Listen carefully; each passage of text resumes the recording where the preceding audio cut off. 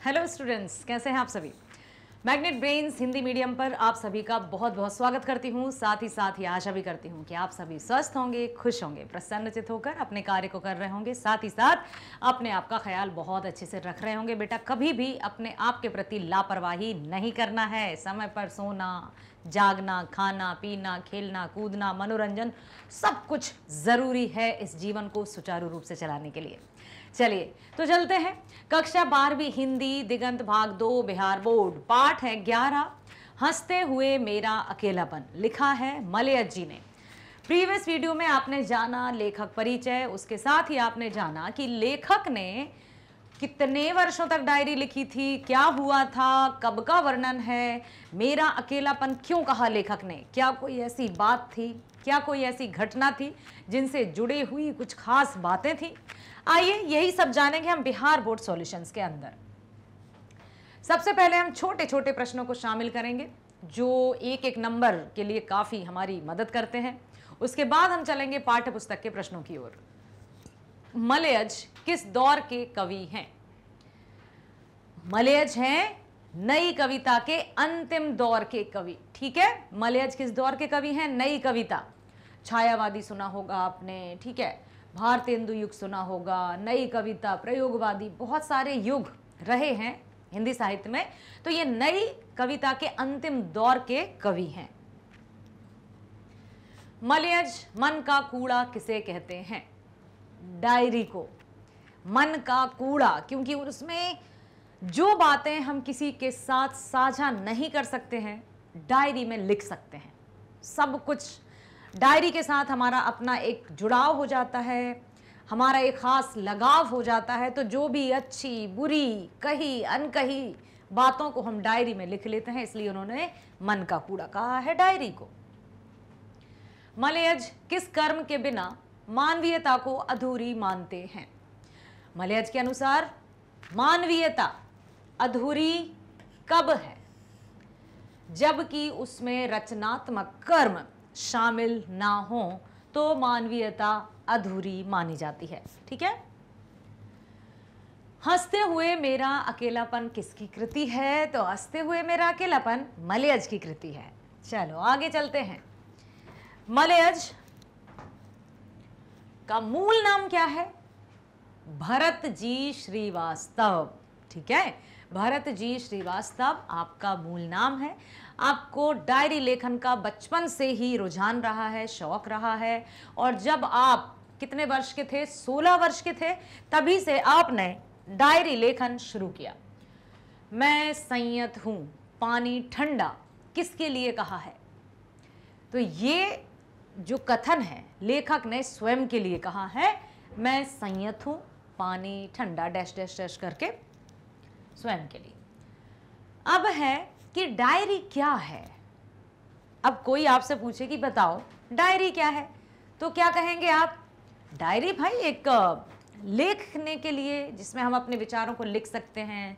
कोई भी आवश्यक ऐसी बात हम लिख देते हैं, क्योंकि लिखित प्रमाणित हो जाती है बात। यदि हम लिखेंगे नहीं तो वो स्मृति मतलब विस्मृत हो जाती है, हम भूल जाते हैं। ठीक है, तो डायरी किसी साहित्यकार या व्यक्ति द्वारा लिखित उसके महत्वपूर्ण दैनिक अनुभवों का ब्यौरा है। क्या है डायरी?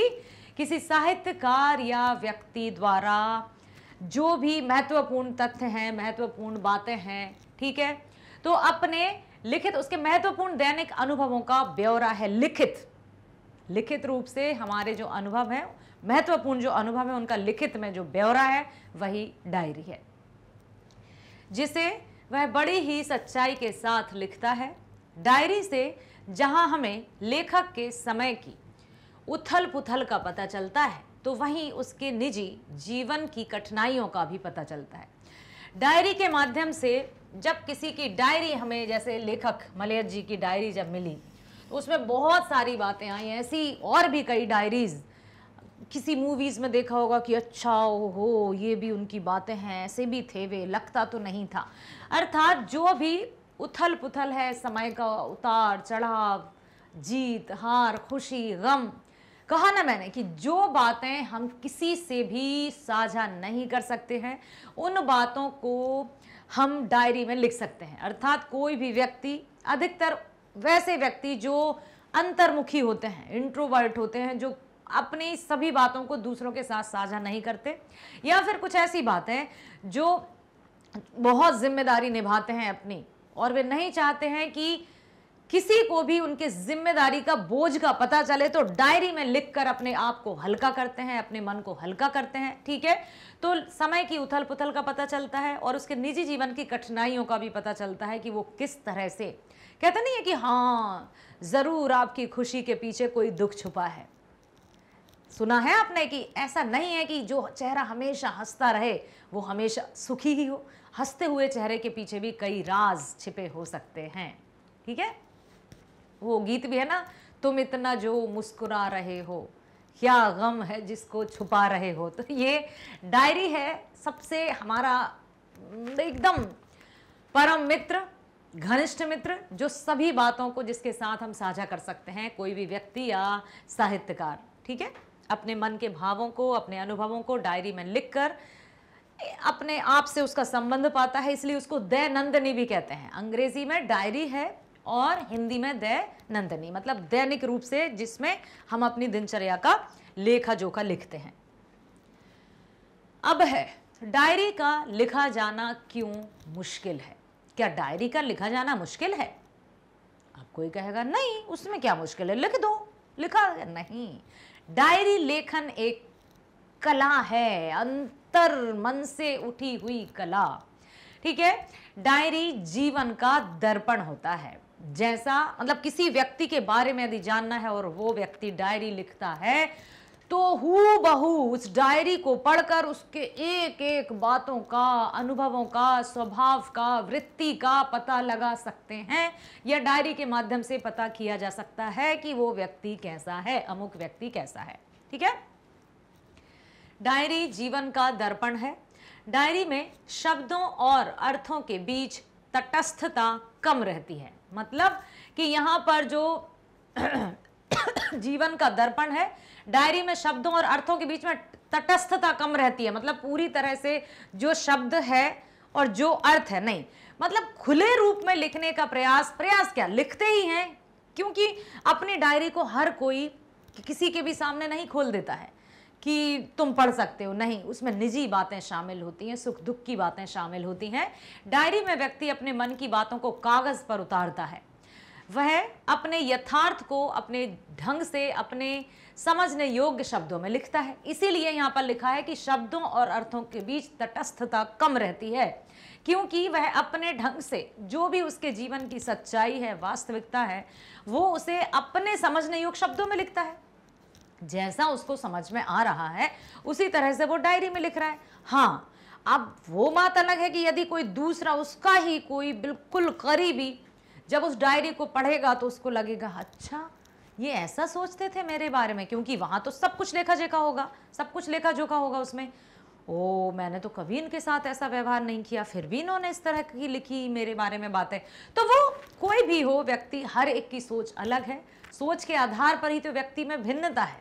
ठीक है, डायरी खुद के लिए लिखी जाती है, दूसरों के लिए नहीं। सबसे बड़ी बात तो डायरी लिखने में अपने भाव के अनुसार शब्द नहीं मिल पाते हैं, तो उस समय जो भी हल्के फुल्के या भारी भरकम शब्द मन में आते हैं उनको लिखकर अपने आप से ही तो व्यक्त रखना है, उसको अपने आप को ही तो देखना है, उसको हमें जैसे आ रहा है समझ में हम वैसे लिख रहे हैं। तो समझ में आया कि डायरी लिखने में अपने भाव के अनुसार शब्द नहीं मिल पाते हैं। यदि शब्दों का भंडार है भी तो उन शब्दों के लायक के भाव नहीं होते हैं, ना तो भाव के लायक शब्द मिल पाते हैं और ना ही शब्द के लायक उस तरह के भाव होते हैं। तो जो जैसा समझ में आता है उस तरह से बिल्कुल साधारण सी भाषा में डायरी लेखन किया जाता है। डायरी में मुक्ताकाश भी होता है तो सूक्ष्मता भी, मतलब मुक्ताकाश, मुक्त धन आकाश, मतलब जो चाहे हम लिख सकते हैं, जैसा चाहे हम लिख सकते हैं। किसके बारे में, हमें किससे कहना है कि हमने तुम्हारे बारे में ये लिखा है या फिर तुम्हारे बारे में ये लिखा है, नहीं। हम जो भी व्यक्ति डायरी लेखन करते हैं वो अपनी डायरी को बहुत ही निजित्व के साथ अपने साथ बनाए रखते हैं और कभी भी अपनी डायरी को दूसरों के समक्ष प्रस्तुत नहीं करते हैं। तो एक मुक्ताकाश है, मतलब पूरी तरह से खुला है, आप अपने विचारों को जैसे चाहे व्यक्त कर सकते हैं। साथ ही साथ सूक्ष्मता भी रहती है और छोटी से छोटी बातों को, अच्छाइयों को, बुराइयों को, कमियों को, जो भी है, दुख सुख रंजिशें, उन सब को व्यक्त भी किया जाता है।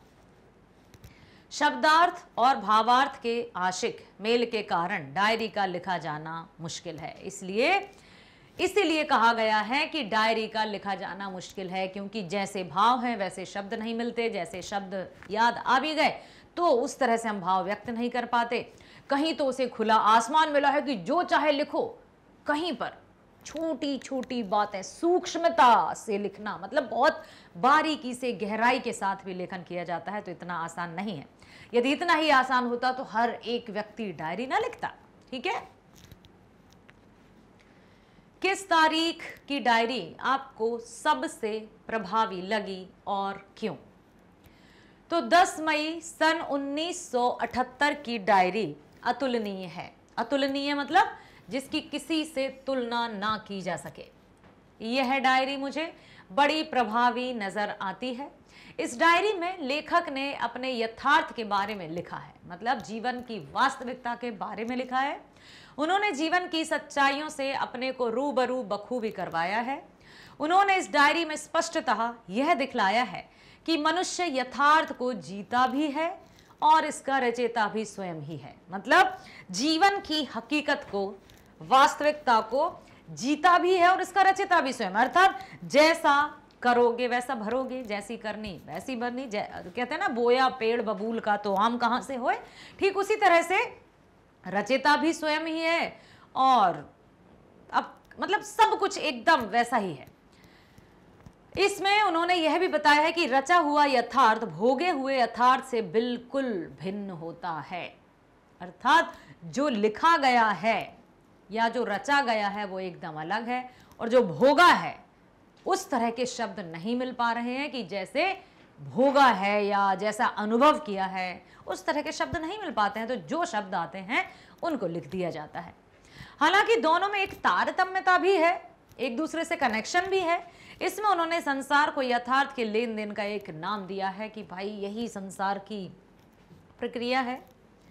ठीक है, वे संसार से जुड़ाव को रचनात्मक कर्म कहते हैं, जिसके ना होने पर मानवीयता अधूरी है। अर्थात लेखक मलयज के अनुसार मानवीयता अधूरी है जब तक कि जीवन में रचनात्मक कर्म शामिल ना हो। इस डायरी की एक मूल बात जो बड़ी गहराइयों को छूती है वह है रचे हुए यथार्थों का स्वतंत्र हो जाना। जो भी रचना की गई है स्वतंत्र रूप से। ठीक है, अगला है, डायरी के इन अंशों में मलयज की गहरी संवेदना घुली हुई है। इसे प्रमाणित करें कि क्यों ऐसा लिखा है कि डायरी के जो अंश हमारे समक्ष आए हैं उनमें लेखक की गहरी संवेदना जुड़ी हुई है।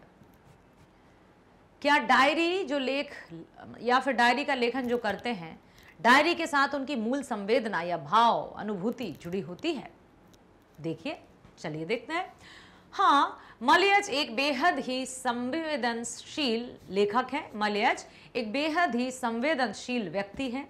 उनकी हर रचना, चाहे कविता हो, चाहे आलोचना हो, या फिर स्वयं डायरी जो उन्होंने उनके लिए ही लिखी है, ये सब उनकी संवेदनशीलता का परिचय देते हैं। डायरी के इन अंशों में मलयज अपनी संवेदनशीलता का बखूबी परिचय देते हैं। इन डायरी के अंशों में उनकी संवेदनशीलता जगह जगह पर जाहिर हुई है, जगह जगह पर मुखरित हुई है, व्यक्त हुई है।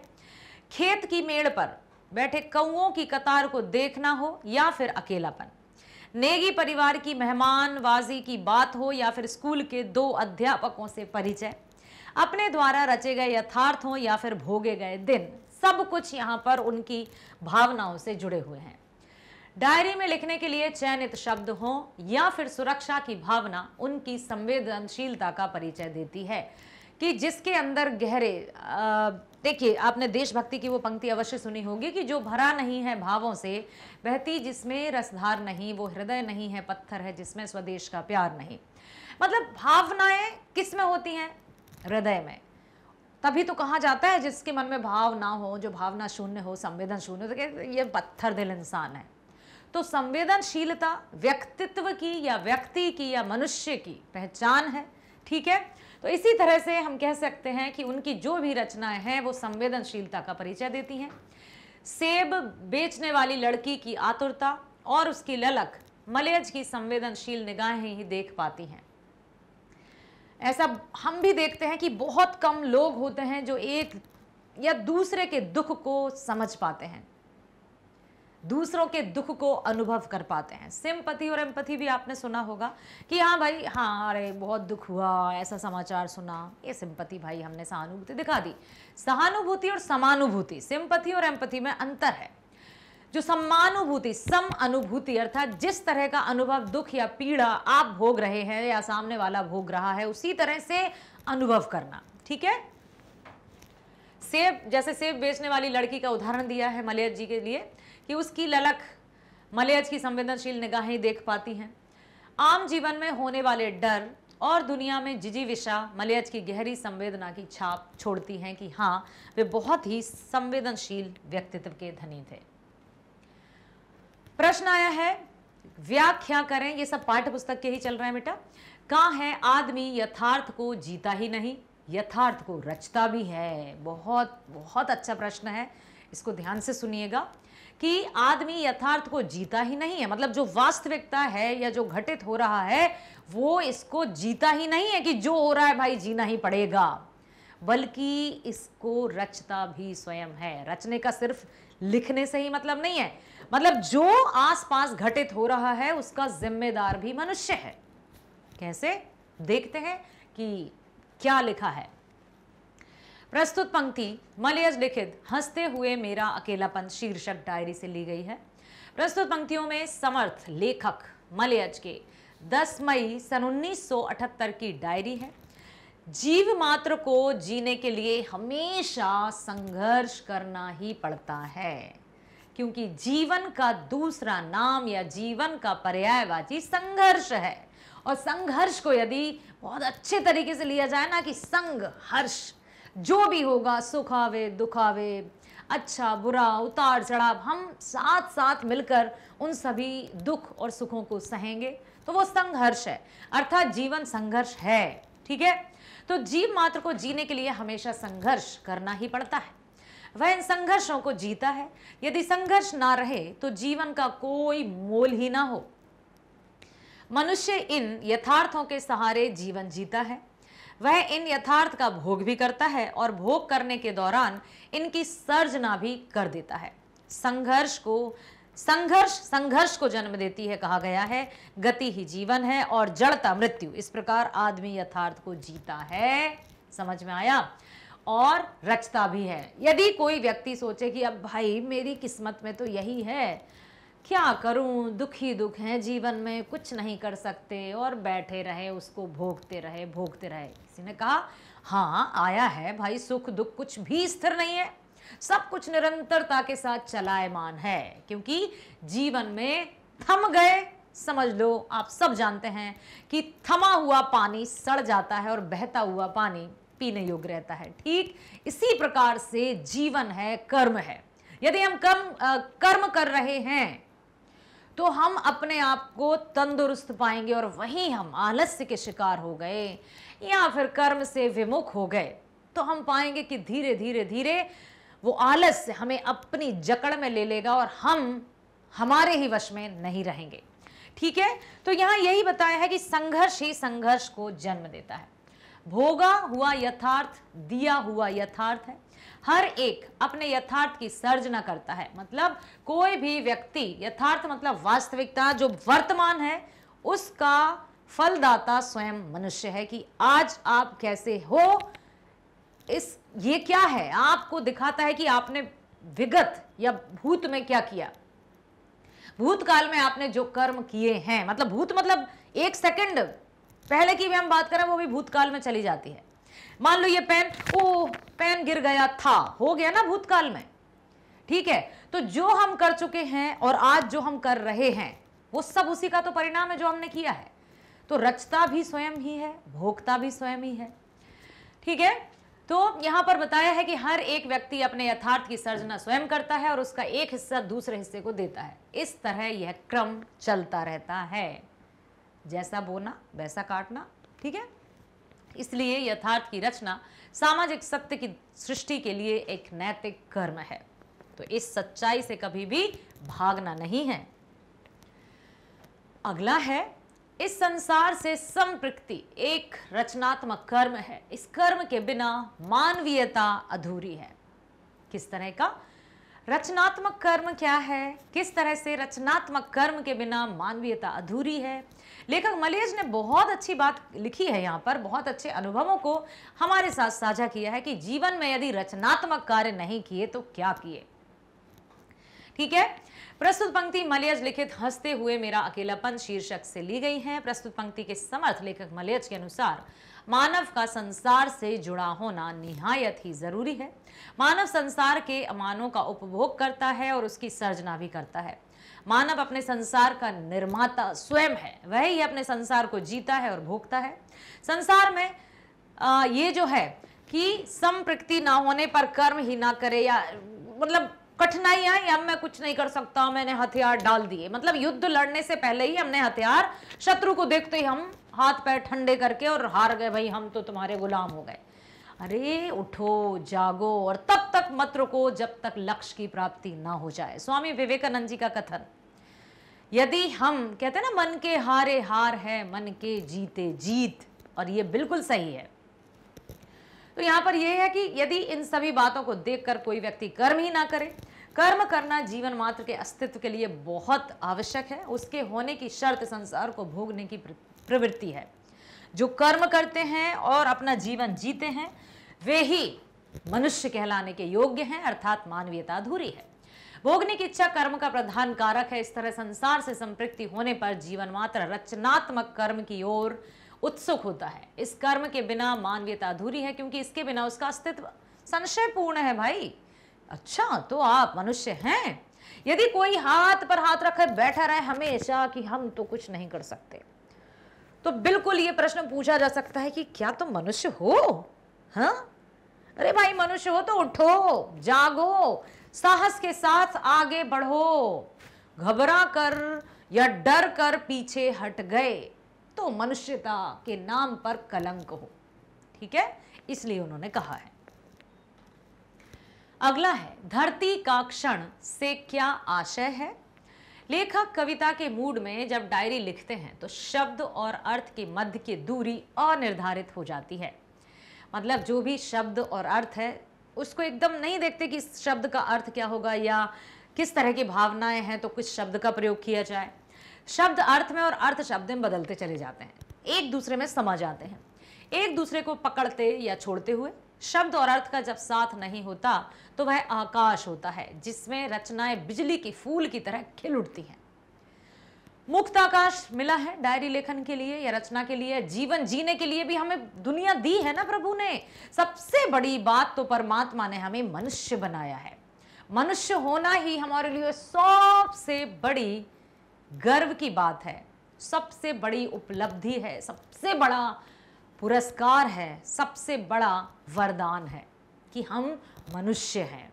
ठीक है, अब लिखा है इसका साथ होता है तो धरती का क्षण होता है। मतलब जब रचनाएं आराम से बिल्कुल खुले आकाश में खिल जाती हैं, जो समझ में आ रहा है वो दिख जाता है और उसमें रचनाएं जड़ पा लेती हैं, प्रस्फुटन का आदि प्रोत पा जाती हैं। अतः यह कहना उचित ही है कि शब्द और अर्थ दोनों एक दूसरे के पूरक हैं। शब्द के बिना अर्थ नहीं मिलेगा और अर्थ से शब्द का कोई अर्थ नहीं होगा, यदि नहीं हुआ तो। ठीक है, रचे हुए यथार्थ और भोगे हुए यथार्थ में क्या संबंध है? एक है रचा हुआ यथार्थ, एक है भोगा हुआ यथार्थ। बहुत अच्छा प्रश्न है। भोगा हुआ यथार्थ एक दिया हुआ यथार्थ है। हर आदमी अपना अपना यथार्थ रचता है। सबसे बड़ी बात यथार्थ यथार्थ यथार्थ यथार्थ, बार बार ये शब्द आ रहा है। यथार्थ क्या है? वर्तमान, सच्चाई, वास्तविकता, हकीकत। ठीक है, कि अक्सर हम सच्चाई से मुंह मोड़ते हैं, हकीकत से बिल्कुल विमुख हो जाते हैं। हम झूठ के पर्दे के साथ जीते हैं। यदि हमारी किसी ने प्रशंसा कर दी तो हमें बड़ा अच्छा लगता है, यदि किसी ने हमारी हकीकत बयां कर दी तो हमें बड़ा बुरा लगता है। हाँ बड़ा है, खुद को तो पता नहीं, हमें देखेंगे। नहीं, हमें सच का सामना करना आना चाहिए और हमें बहुत ही कृतज्ञ होना चाहिए उन व्यक्तियों के प्रति जो हमें हमारी कमियां बताते हैं, हमें हमारे अवगुणों से परिचय करवाते हैं। ठीक है, तो यथार्थ मतलब सच्चाई, वास्तविकता या वर्तमान ही सच्चाई है। तो भोगा हुआ यथार्थ एक दिया हुआ यथार्थ है। हर आदमी अपना अपना यथार्थ रचता है और उस रचे हुए यथार्थ का एक हिस्सा दूसरों को देता है। हर आदमी उस संसार को रचता है जिसमें वह जीता है और भोगता है। रचने और भोगने का रिश्ता एक द्वंद्वात्मक रिश्ता है। एक के होने से ही दूसरे का होना है। दोनों की जड़ें एक दूसरे में हैं और वहीं से वे अपना पोषण रस खींचते हैं।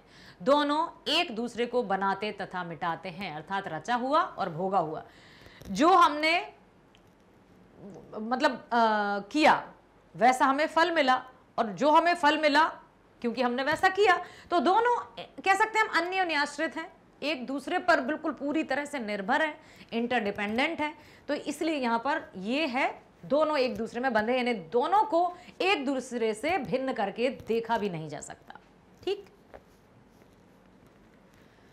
अगला प्रश्न है, लेखक के अनुसार सुरक्षा कहां है? वह डायरी को किस रूप में देखना चाहता है? तो लेखक मलयज डायरी लेखन को सुरक्षित नहीं मानते हैं। लेखक इस बात से सहमत नहीं है कि हम यथार्थ से बचने के लिए डायरी लिखें और अपने कर्तव्य का इतिश्री समझें। ये भी सही है कि हम दूसरों के समक्ष अपने विचारों को रख नहीं पा रहे हैं, हम अपनी बातों को किसी के साथ साझा नहीं कर पा रहे हैं, तो हमने सहारा ले लिया डायरी का। तो वे स्वयं ही इस बात को एक्सेप्ट करते हैं, ग्रहण करते हैं, मानते हैं कि डायरी लेखन को सुरक्षित नहीं माना है। लेखक इस बात से सहमत नहीं है कि हम यथार्थ से मतलब वास्तविकता से बचने के लिए डायरी लिखें और अपने कर्तव्य का इतिश्री समझें कि भाई मैंने तो अपना कर्म कर दिया। यह तो वास्तविकता से मुंह मोड़ना हुआ, यह पलायन है, कायरता है। पलायन मतलब जानते हो, भागना, मुंह मोड़ना सच्चाई से। हम यह नहीं कह सकते हैं कि हम अपनी गलतियों, अपनी पराजय को डायरी लिखकर छिपा सकते हैं। यह एक छद्म आवरण की भांति होगा, मतलब नहीं छलिया टाइप, जो चेहरा कुछ और है, वेश कुछ और धारण बना के रखे हैं, मुखौटा पहने हुए हैं, जिसे रोशनी की एक लकीर भी तोड़ सकती है। ठीक है, लेखक के अनुसार सुरक्षा इन चुनौतियों को जीने में है। जो भी हम डायरी में लिख रहे हैं और वो डायरी हम अपने तक सीमित रख रहे हैं। अब इससे अच्छा उन्होंने ये कहा है कि जो भी चुनौतियां हैं, जो भी हम कह नहीं पा रहे हैं, अरे सामना करो हर बात का, हर व्यक्ति का, हर मुश्किल का। वही जीवन है। जीवन के खट्टे स्वादों से बचने के लिए हम अपनी जीभ काट लें। यह कहाँ की चतुरता है कि जीवन के जो भी खट्टे या कड़वे स्वाद हैं हमें नहीं खाना, मन तो हो रहा है, अच्छा हम जीभ ही काट लेते हैं। क्या ये चतुराई है? नहीं। ठीक उसी प्रकार से बताना चाहते हैं कि यदि हम जो कहना चाहते हैं, करना चाहते हैं, हम नहीं कर पा रहे हैं, हम डायरी में लिख दें, तो ये कौन सी बड़ी बात हुई?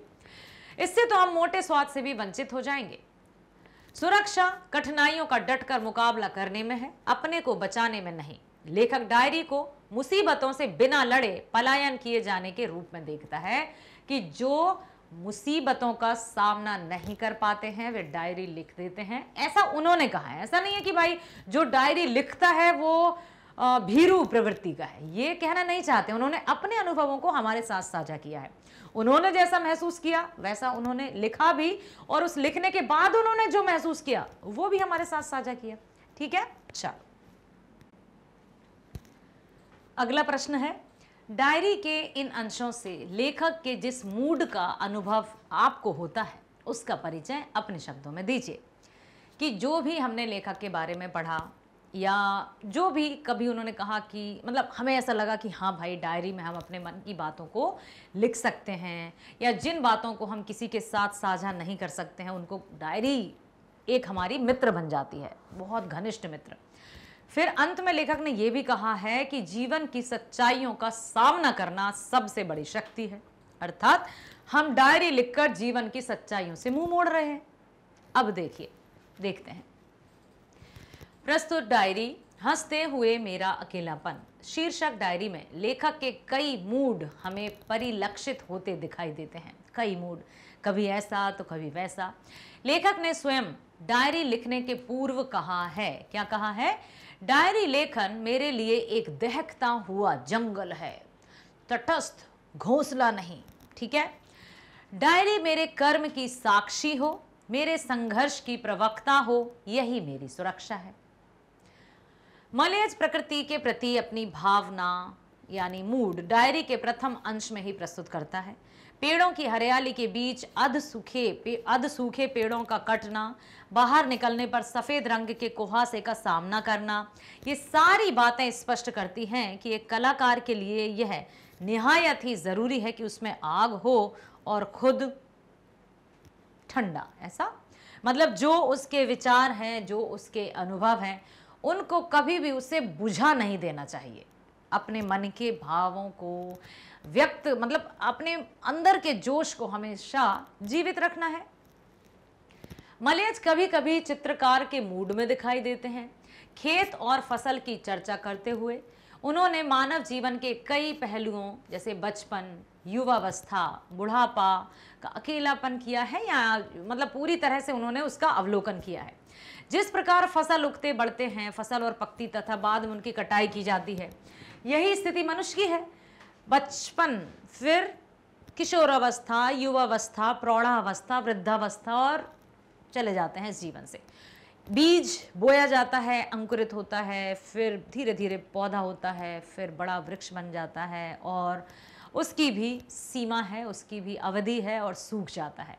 कितनी भी हम देख रेख क्यों ना कर ले, जैसे हम एक और था मेरा खेत, ठीक है, उसमें भी कवि ने यही बताया था इस रचना में कि जिस तरह से खेत में बीज बोए जाते हैं और जब बीज पक जाते हैं, फसल पक जाती है तो उनको काट लिया जाता है। चाहे कितनी ही हरी हरी फसल क्यों ना हो, लेकिन वो फसल तब तक पूर्ण रूप से नहीं मानी जाती जब तक कि वो पक कर उपयोगी ना हो जाए। ठीक उसी तरह से जो भी जीव है, प्राणी है, कार्य है, शुरुआत है तो अंत तो है, कहने का तात्पर्य यही है।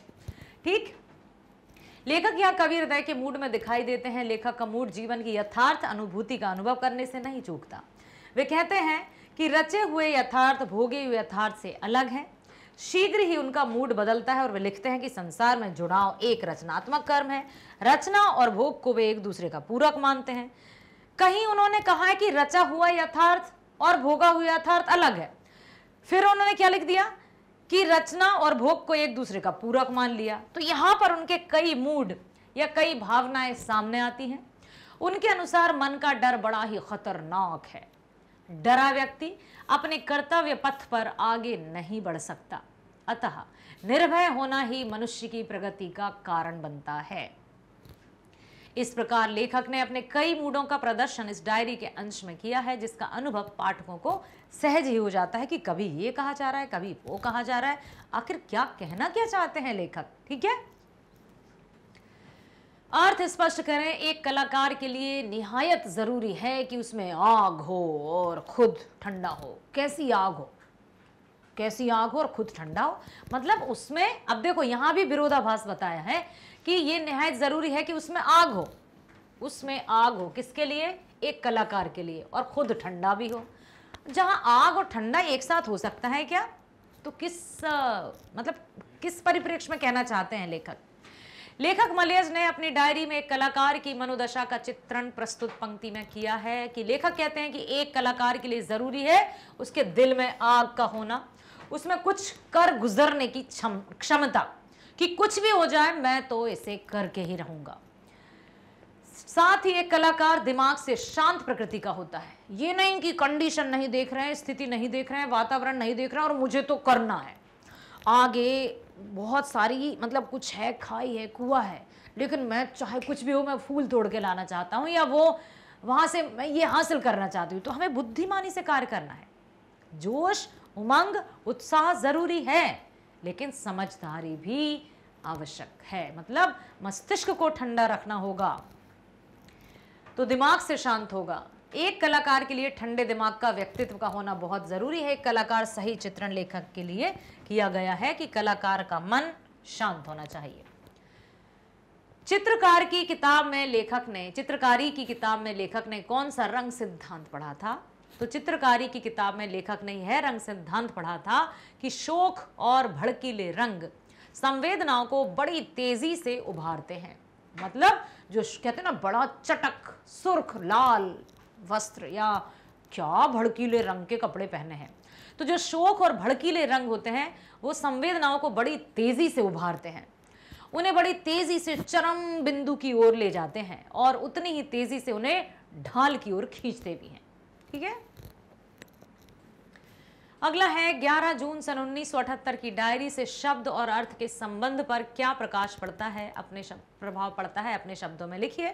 तो यहां पर शब्द और उसके अर्थ किसी भी रचना के मापदंड होते हैं।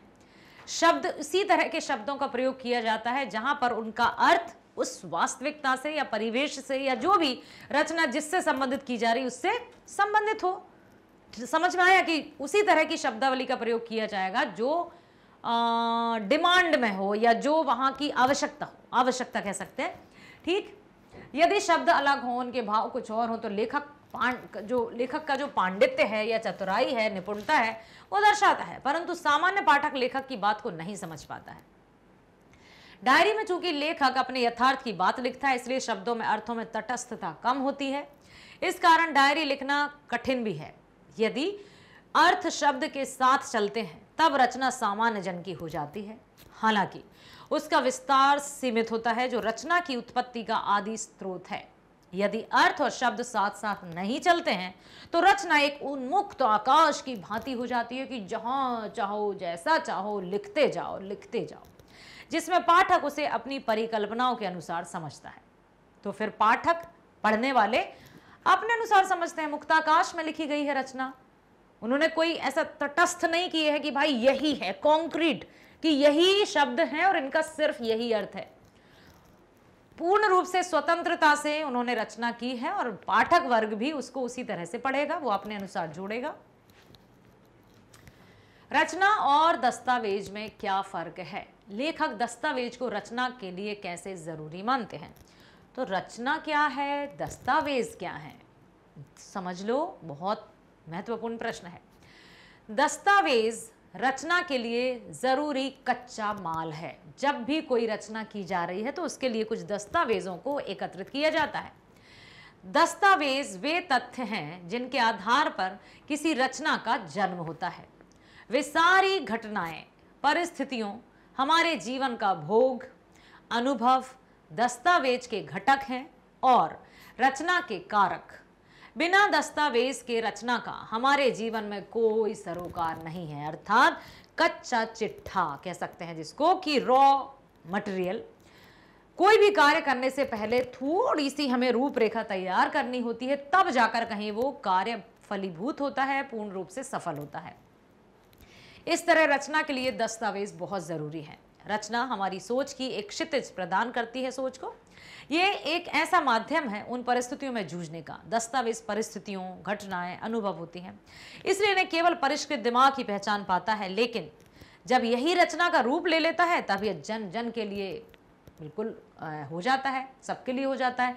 दस्तावेज हर किसी को समझ में नहीं आएंगे क्योंकि वो रॉ है, रॉ मटेरियल है कि हाँ यहाँ ये सब बिखरा पड़ा है।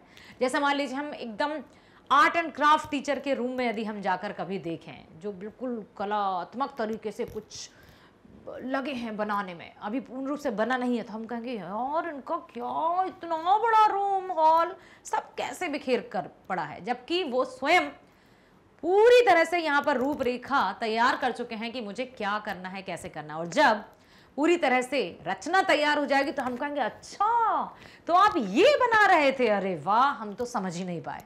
तो सामान्य जन के लिए दस्तावेजों को समझना मुश्किल है, रचना को आसानी से समझा जा सकता है। ठीक है। अगला है, लेखक अपने किस डर की बात करता है, इस डर की खासियत क्या है? अब लेखक ने यह भी कहा है कि डर है, लेकिन कौन से डर की बात कही है और उस डर की भी क्या खासियत है? हाँ भाई, डर में भी कुछ खासियत होती है। तो क्या, कौन से डर की बात कही है, आइए देखते हैं।